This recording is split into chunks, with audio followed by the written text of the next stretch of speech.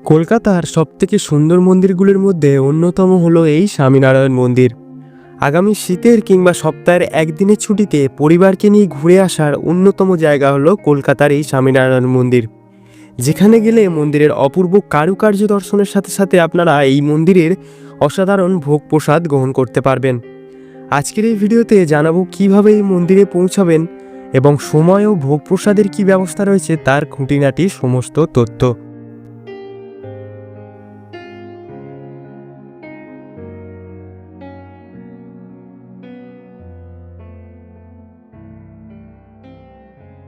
পৌঁছে গেছি আমাদের আজকের গন্তব্য শ্রী স্বামীনারায়ণ মন্দির, কলকাতা। আগামী শীতের ছুটিতে একদিনের ভ্রমণের জন্য পারফেক্ট জায়গা কিন্তু এই স্বামীনারায়ণ মন্দির। এটা কিন্তু একেবারে দেখতে পাচ্ছেন কলকাতার ডায়মন্ড হারবার রোডের উপরে অবস্থিত। তো চলুন এখানে কিভাবে আসবেন, কি কি দেখবেন তার সমস্ত ডিটেলস থাকবে আজকের এই ভিডিওতে। প্রথমে বলি কিভাবে পৌঁছাবেন এই মন্দির। কলকাতা থেকে সড়কপথে এই মন্দিরের দূরত্ব হলো 21 কিলোমিটার। ধর্মতলা বাসস্ট্যান্ড থেকে আমতলা, নামখানা অথবা ডায়মন্ড হারবারগামী যে কোনো বাসে চেপে 40 থেকে 45 মিনিটের মধ্যেই পৌঁছে যেতে পারেন এই মন্দির। অথবা আপনারা যারা ট্রেনে করে আসতে চাইছেন তারা মাঝেরা স্টেশন নেমে একইভাবে বাসে করেও কিন্তু যেতে পারেন এই মন্দির।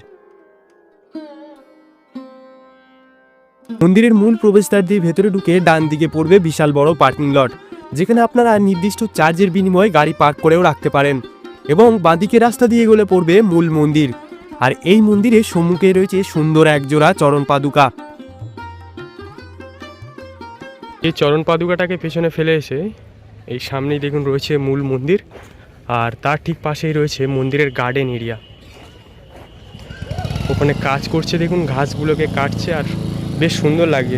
আসছে শীতে কিন্তু ওইগুলো পুরো ফুলে ভরে যাবে। বেশ সুন্দর লাল সবুজের মাঝে কিন্তু বেশ ভালো লাগছে। চলুন এবার আপনাদের বলে দিই এই মন্দির কখন কখন খোলা থাকে।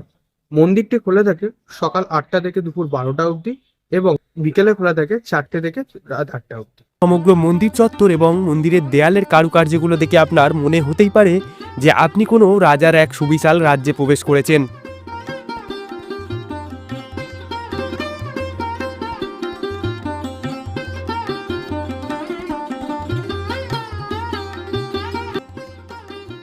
এবং সবথেকে আশ্চর্যের বিষয় হলো এই মন্দির কোনো ইট, পাথর বা সিমেন্ট দিয়ে তৈরি করা হয়নি। তৈরি হয়েছে বড় বড় আকারের স্যান্ডস্টোন দিয়ে। আর এই স্যান্ডস্টোনগুলো এসছে সুদূর রাজস্থান থেকে।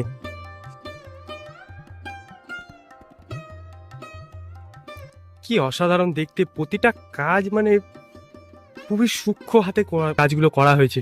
দেখুন প্রচুর দেব দেবী, ছোট্ট ছোট্ট কাজ, এই যে ডিজাইনগুলো, মানে কত দিন যে টাইম লেগেছে এগুলো বানাতে, জাস্ট একবার চিন্তা করুন।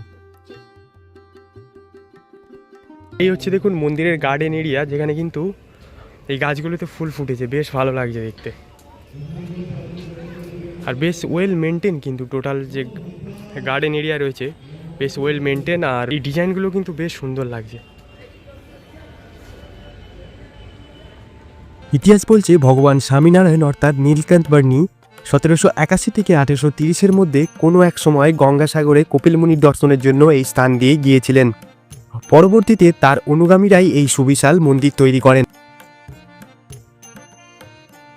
এবং 2014 সালে আনুষ্ঠানিক পূজাপাঠের মাধ্যমে জনসাধারণের জন্য খুলে দেওয়া হয় এই মন্দির। মন্দিরের মূল গর্ভগৃহে রয়েছেন ভগবান স্বামীনারায়ণ, শ্রী ঘনশ্যাম মহারাজ ও হরে কৃষ্ণ মহারাজ। এছাড়াও মন্দিরের নিচের অংশে রয়েছেন রাধাকৃষ্ণ, সীতারাম, হনুমানজি এবং শিব পার্বতী ও গণেশজি। আর এই যে এখানে কিন্তু ফ্রি অফ কস্টের জুতো রাখতে হবে। এটা হচ্ছে শু কাউন্টার, এখানে জুতো রেখে তারপর কিন্তু মন্দিরের ভেতরে প্রবেশ করতে হবে। আমার সামনেই রয়েছে এই স্বামীনারায়ণ টেম্পল।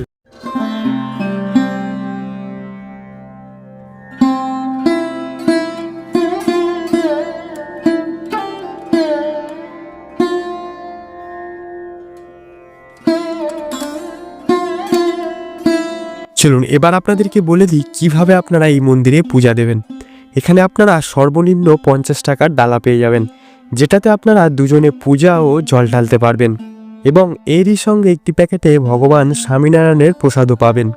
এই পূজা দেওয়ার সময় হলো সকাল 8টা থেকে দুপুর 12টা, এবং আবারও বিকাল 4টে থেকে রাত 8টা পর্যন্ত।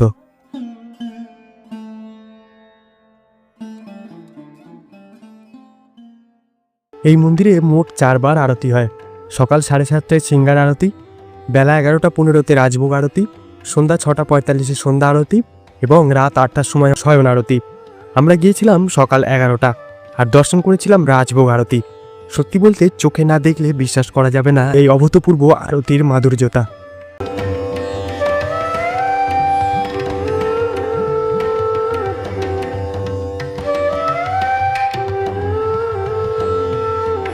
চলুন এবার আপনাদেরকে জানিয়ে দিই কিভাবে আপনারা এই মন্দিরের ভোগ প্রসাদ পাবেন। এই মন্দিরের ভেতরে রয়েছে তাদের ইন হাউস রেস্টুরেন্ট। সেখান থেকে আপনারা মাত্র 50 টাকার বিনিময়ে পেয়ে যাবেন ভগবান স্বামীনারায়ণের খিচুড়ি। এছাড়াও এখান থেকে আপনারা ধোকলা, ইডলি, চাউমিন সহ বিভিন্ন খাবার আপনারা খেতে পারেন। তবে এখানকার সমস্ত খাবার কিন্তু ভেজ। চলুন এই রেস্টুরেন্টে আমাদের কেমন এক্সপিরিয়েন্স ছিল সেটা আপনাদের সাথে শেয়ার করি।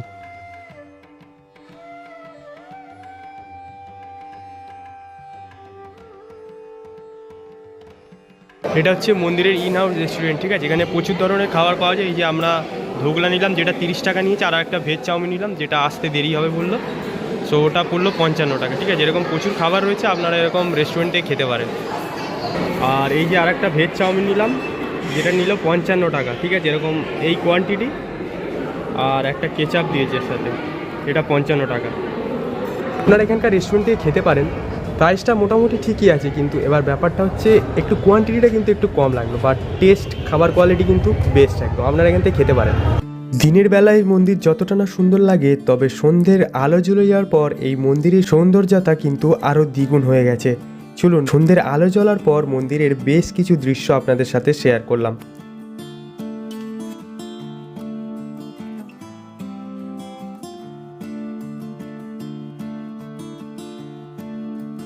সন্ধে হয়ে গেছে, লাইট জ্বলে গেছে, আর কি অসাধারণ লাগছে দেখুন রাতের আলোতে এই স্বামীনারায়ণ মন্দির। পুরো মন্দির চত্বরটা কিন্তু একটা অন্য রূপ পেয়েছে।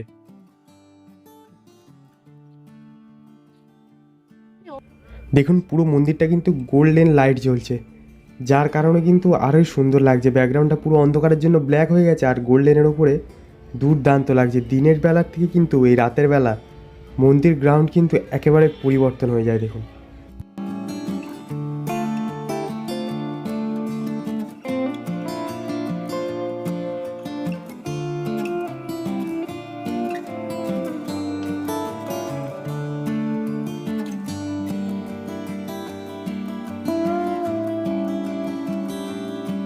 এই ছিল আজকে স্বামীনারায়ণ মন্দিরের ভিডিও। কেমন লাগলো অবশ্যই কমেন্টে জানাবেন, আর অবশ্যই একটা দিন ঘুরে যান। আবার দেখা হবে খুব তাড়াতাড়ি নতুন টপিকে। Till then, tata.